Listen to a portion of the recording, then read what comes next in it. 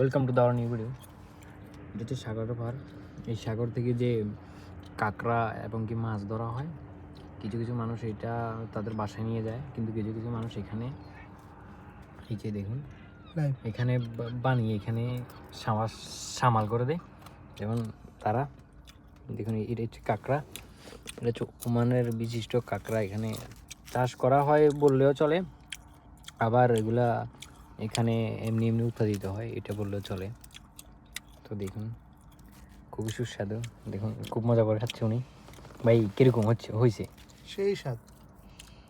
সব আপনার কাছে তো সব কিছুই স্বাদ লাগে, হালাল সব কিছুই ভালো লাগে, এটা মাখরু তারপর ভালো লাগে, খেতে হবে।